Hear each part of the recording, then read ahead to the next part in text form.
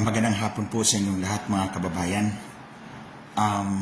Gusto ko lang pong ibalita sa inyo na kaninang umaga ay hinatulan ng Regional Trial Court Branch 141 ng Makati City ang mga pulis na nasangkot sa pagbrutal na pagpatay kay Richard Santillan at nung kanilang asset na si Jessamine Casing. To recall, si Richard Santillan po ay nanilbihan sa akin. Unang nanilbihan sa akin nung ako'y congressman, on my first day of office as congressman. At tumagal po si Richard ng 11 and a half years hanggang pinatay po siya, dinukot po siya sa aking sasakyan, tinorture at pinagpapatay na mga pulis na ito noong December 9, 2018. Humingi po ako ng tulong kay Pangulong Duterte at pinimbestiga po niya ito sa NBI. So ang NBI nag-imbestiga ng 5 buwan and sila ang nag-file originally ng kaso. Tapos nung na-file na yung kaso, I took over as private prosecutor. Kasi po sa criminal cases, ang mag-prosecute dapat is the public prosecutor. Maliban na lang kung may private prosecutor tulad sa akin, hindi ko binitiwan yung kaso ni Richard. Nandun talaga ako sa korte, everyday na may hearing kami. So, ako at ang public prosecutor, kami yung magkaakibat doon sa prosecution ng mga akusado. Now, tulad ng sinabi ko, 7 years, no? 2018, December 9, 2018, nung pinatay siya. Tapos, ngayon lang natapos nung December 12, 2025, 7 years and 3 days. Pero I should be very clear, I should commend the justice system kasi hindi naman po talaga 7 years yung paglilitis namin. Nasa mga 2 taon lang actually. It's fairly quick. Kaso nga lang, itong nasangkot na mga pulis, 2 po. 2 po itong mga pulis na to na nasangkot. Pero ang sumuko ay 2 lang muna. And then naabutan ng pandemic. So naabutan kami ng pandemic, 2 taon walang trial. Tapos nag-trial kami doon sa 2. Tapos may sumuko na 10. So pag ganito, kung ano man yung trial doon sa 2, suspended yun. Ililitis muna natin yung 10 para magtugma na yung pace of trial nung 12. So una, 2 ang sumuko. Nag-hearing kami. Tapos sumuko yung 10. Nag-hearing uli kami. Tapos may sumukong 5. So, paunti-unti sila, 5. Tapos, finally, 1. So, 2, 10, 5, plus 1, 18. Kasi at that time, 2 na ang patay sa 20 pulis. At that time, so, naaberya yung trial namin ng 4 na beses. Kasi nga, by batch silang sumuko. Pero nang sumuko na silang lahat, mga 2 taon lang natapos yung trial. And that's fairly quick. And I should thank the justice system for that, na mabilis yung trial, especially in this case sa Branch 141 ng Makati Regional Trial Court. Now, mga kababayan, nangyari ito sa Cainta. Isa pa to sa nakapagpatagal. Nangyari ito sa Cainta, so syempre yung kaso doon sa Cainta ipa-file.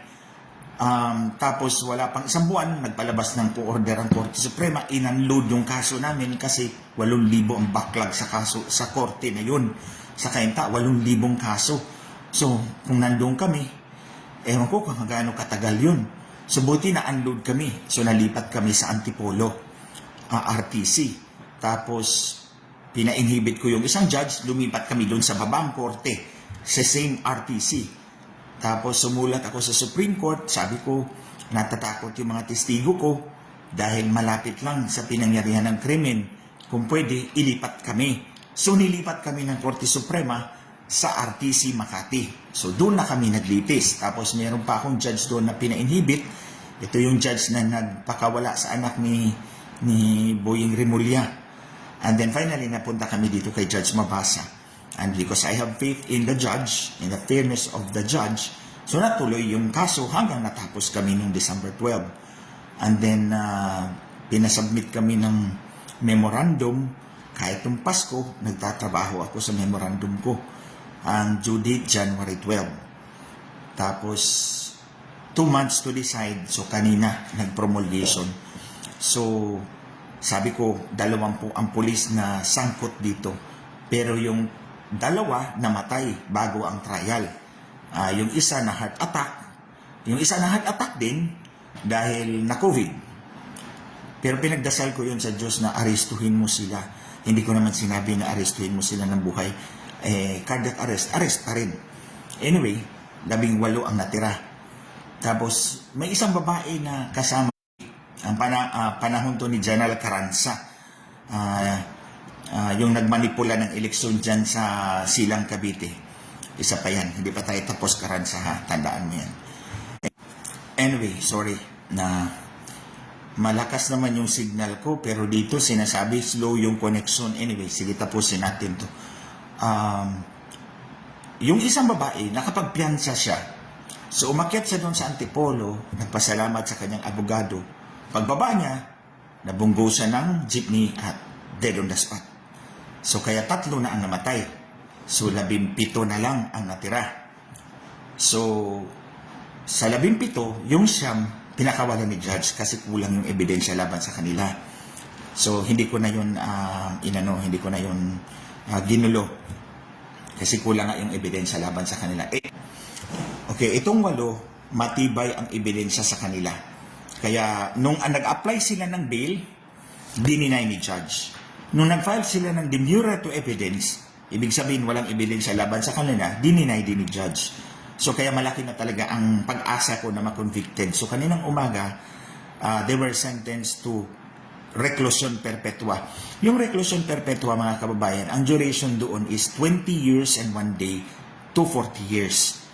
2 reclusion perpetua yun kasi okay, maliban sa pinatay nila si Richard Santillan, pinatay din nila yung kanilang asset na ginamit nila sa operation na yun.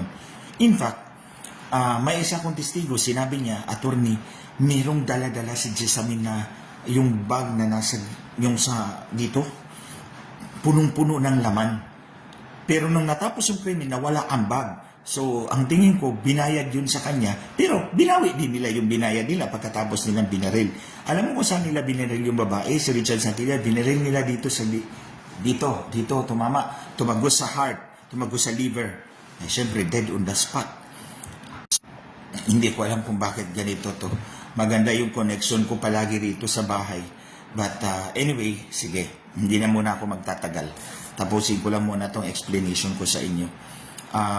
So they are found guilty beyond reasonable doubt. Pinapabayad sila ng 225,000 in damages bawat isang biktima. Si Richard, 225,000. Si Jessamine Casing naman, 225,000. So, yun yung update ko sa inyo. Finally, nakamit din natin yung justice after 7 years. Although tulad na ng sinabi ko, hindi naman actually set. So yun lang po muna mga kababayan ang update ko sa inyo. The decision is 110 pages. Babasahin ko pa kayo kasi ngayong hapon ko lang natanggap yung in-email ng korte. So babasahin ko yun and then mag-live ulit ako, i-explain ko yung circumstances lahat. Pero ito lang muna yung update ko sa inyo, sa mga nagsubaybay po sa kasong ito. Thank you very much for your prayers.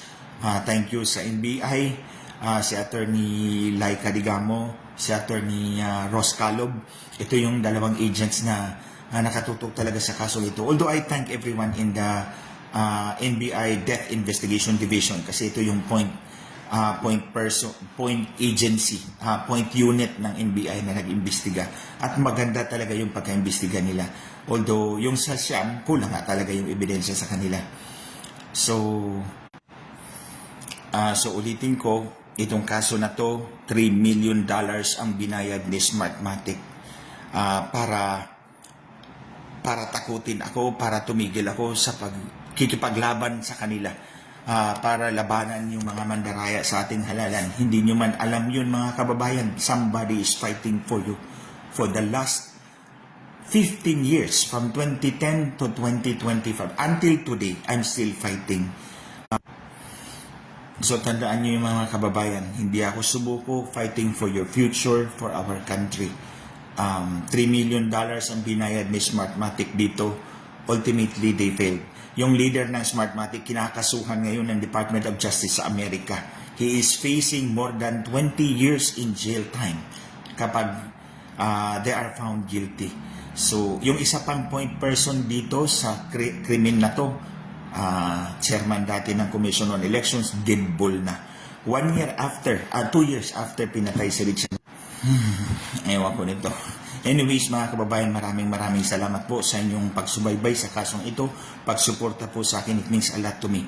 I keep fighting for our future, for our country, lalong-lalo na yung malinis na eleksyon. Babalik na lang po ako, explain ko po yung 110-page decision ni Judge para maintindihan po ninyo ang lahat ng ito. At any rate, today, we achieve justice, even for one of our brethren lang. But it means a lot. I'll keep fighting for our country. Kayong mga kalaban namin, kalaban ng taong bayan, manigas kayo. Wala kayong magawa.